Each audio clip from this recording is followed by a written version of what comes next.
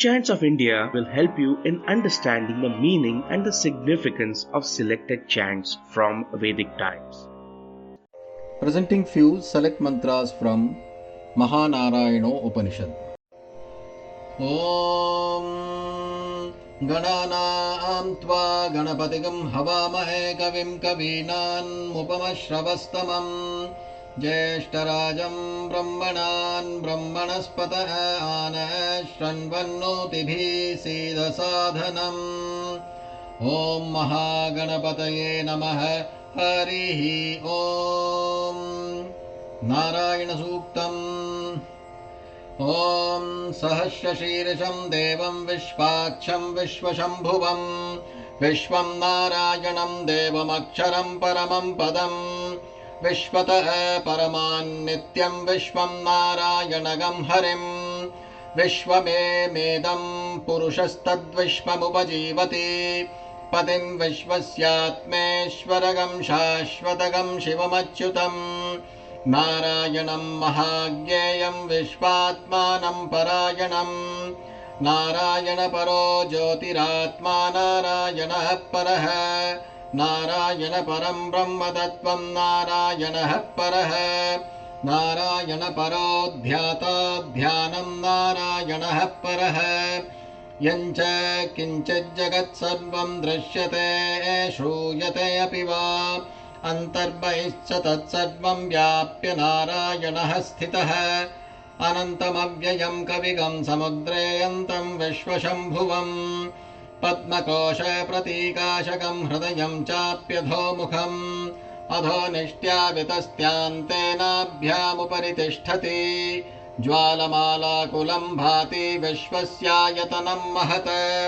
Santatagam Silabitsolam Bhatya Koshi Sannibham Tasyante Sushiragam Sukshman Tasmin Tasarvam Pratishthidam Tasya Madhye Mahanagnir Vishvarchir Vishvato Mukha So Agra Bhugvi Bhajantishthannahara Kavihi Tirya Gordhvi Madashayi Rashmayastasya Santata Santapayati Swam Dehamapadatalmastakah Tasya Madhye Vaknishikha Aniyo Urdhva Vyavasthitah Nilato Yada Madhyastha Dvidhyallekhe Vabhasvara Nivara Shukavattanvi Pitabha Asvatyanupama Tasya Ashikaya Madhye Parama Atma Vyavasthitah Sa Brahma Sa Shiva Sa Harisendraha Soksharaha Paramahaswarat Aditya Mandale Parabrahmopasanam Om Adityo Va Esha Etan Mandalam Tapati Tatrata Richastadricha Mandalagam Sa Richam Loko Atha Ya Esha Etasmin Mandale Archidipyate Dani Samani Sasam Nam Loko Atha Ya Esha Etasmin Mandale Archishi Purushastani Yajogamsi Sa Yajusha Mandalagam Sa Yajusham Lokasaisha Trayeva Vidya Tapatiya Esho Antaraditye Hiranmayah Purushah Aditya Purushasya Sarvatmakatva Pradarshanam Om Adityo Vai Teja Ojo Balam Yashascha Ashurashrotramatma Mano Manyor Manor Mrityo Satyo Mitro Vayurakasha Prano Lokapala Kim Kam Tatsatyamannamamrito Jivo Vishva Katamasvayambhu Brahmaidadamrita Esha Purusha Esha Bhutanamadipater Brahmana Sayujyagam Salokatamapnotte Tasameva Devatanagam Sayujyagam Sharshtitagam Samanalokatamapnoti Ya Evam Vedetyupnishata Shivopasana Mantraha ॐ निधनपते नमः निधनपदान्तिकाय नमः ऊर्ध्वाय नमः ऊर्ध्वलिङ्गाय नमः हिरण्याय नमः हिरण्यलिङ्गाय नमः सुवर्णाय नमः सुवर्णलिङ्गाय नमः दिव्याय नमः दिव्यलिङ्गाय नमः भवाय नमः भवलिङ्गाय नमः शर्वाय नमः शर्वलिङ्गाय नमः शिवाय नमः शिवलिङ्गाय नमः ज्वलाय नमः ज्वललिङ्गाय नमः आत्माय नमः आत्मलिङ्गाय नमः परमाय नमः परमलिङ्गाय नमः एतत् सोमस्य सूर्यस्य सर्वलिङ्गं स्थापय दीपानि मन्त्रं पवित्रम् पश्चिमवक्त्र प्रतिपादक मन्त्रः सद्यो जातं प्रपद्यामि सद्यो जाताय वै नमो नमः भवे भवे नाति भवे भवस्व मां भवोद्भवाय नमः उत्तरवक्त्र प्रतिपादक मन्त्रः वामदेवाय नमो ज्येष्ठाय नमः श्रेष्ठाय नमो रुद्राय नमः कालाय नमः गलविकरणाय नमो बलविकरणाय नमो बलाय नमो बलप्रमथनाय नमः सर्वभूतदमनाय नमो मनोन्मनाय नमः दक्षिणवक्त्र प्रतिपादक मन्त्रः अघोरेभ्यो अथ घोरेभ्यो घोरघोरतरेभ्यः सर्वेभ्यः सर्वशर्वेभ्यो नमस्ते अस्तु रुद्ररूपेभ्यः प्राग्वक्त्र प्रतिपादक मन्त्रः तत्पुरुषाय विद्महे महादेवाय धीमहि तन्नो रुद्रः प्रचोदयात् ऊर्ध्ववक्त्र प्रतिपादक मन्त्रः ईशानः सर्वविद्यानामीश्वर सर्वभूतानां ब्रह्मा अधिपतिर्ब्रह्मणो अधिपतिर्ब्रह्मा शिवो मे अस्तु सदाशिवो नमस्कारार्थमन्त्राः ॐ नमो हिरण्यभावे हिरण्यवर्णाय हिरण्यरूपाय हिरण्यपतये अम्बिकापतये उमापतये पशुपतये नमो नमः ऋतकं सत्यं परं ब्रह्म पुरुषं कृष्णपिङ्गलम् ऊर्ध्वरेतं विरूपाक्षं विश्वरूपाय वै नमो नमः सर्वो वै रुद्रस्तस्मै रुद्राय नमो अस्तु पुरुषो वै रुद्रः सन्महो नमो नमः विश्वं भूतं भुवनं चित्रं बहुधा जातं जायमानं च यत् सर्वो येश्च रुद्रस्तस्मै रुद्राय नमो अस्तु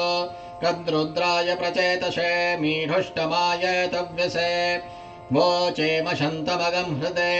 सर्वोक्येश्च रुद्रस्तस्मै रुद्राय नमो अस्तु संध्या वंदन मंत्राः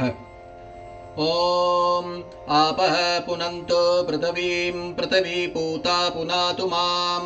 पुनन्तु ब्रह्मणस्पतिर्ब्रह्म पूता पुनातु मां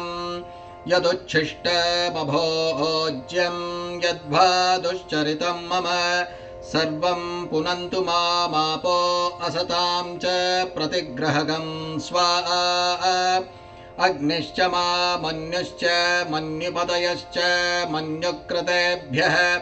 पापेभ्यो रक्षन्तां यदग्ना पापमकारशं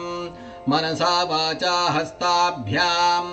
पद्भ्याम् उदरेण शिष्णा अहस्तदवलुम्पतो यत्किञ्च दुरितं मयि इदमहं माममृतयोनो सत्ये ज्योतिषी जुहोमि स्वाहा सूर्यश्च मामन्युश्च मन्युपतयश्च मन्यो कृतेभ्यः पापेभ्यो रक्षन्तां यद्रात्र्या पापमकारशं मनसा वाचा हस्ताभ्यां पद्भ्यामुदरेण शिष्णा रात्रिस्तदवलुम्पतो यत्किञ्च दुरितं मयि इदमहं मामत्र योनौ सूर्यो ज्योतिषी जुहोमि स्वाहा प्रणवस्य ऋष्यादि विवरणम् ओमित्येकाक्षरं ब्रह्म अग्निर्देवता ब्रह्म इत्यार्षं गायत्रं छन्द परमात्मं स्वरूपं सायुज्यं विनियोगम् गायत्री आवाहन मंत्राः ॐ आयातु वरदा देवी अक्षरं ब्रह्म संहितं गायत्रीं छन्दसां मातेदं ब्रह्म जुषस्व मे यदग्नात् कुरुते पापं तदग्नात् प्रतिमुच्यते यद्रात्र्यात् कुरुते पापं तद्रात्र्यात् प्रतिमुच्यते सर्ववर्णे महादेवी संध्या विद्ये सरस्वती ओजो असि सहो असि बलमसि भ्राजो असि देवानां धामनामसि विश्वमसि विश्वायुः सर्वमसि सर्वायुर्रविभूरों गायत्रीमावाहयामि सावित्रीमावाहयामि सरस्वतीमावाहयामि छन्दर्षीणावाहयामि श्रियमावाहयामि गायत्र्या गायत्री छन्दो विश्वामित्र ऋषिः सविता देवता अग्निर्मुखं ब्रह्मा शिरो विष्णुर्हृदयगं रुद्रशिखा पृथिवीयोनिः प्राणापानव्यानोदानसमाना सप्राणा श्वेतवर्णा साङ्ख्यायन सगोत्र गायत्री चतुर्विगं शतक्षरा त्रिपदा षट्कुक्षिः पञ्चशीर्षोपनयने विनियोगः ॐ भूः ॐ भुवः ॐ सुवः ॐ महः ॐ जनः ॐ तपः ॐ सत्यम् ॐ तत्सवितुर्वरेण्यं भर्गो देवस्य धीमहि धियो यो नः प्रचोदयात् ॐ ज्योतिरसोऽमृतं ब्रह्म भूर्भुवः स्वरोम्. Thank you for listening. As with every show, we have a long way to go, and your review and comments will play a big role in helping us get better.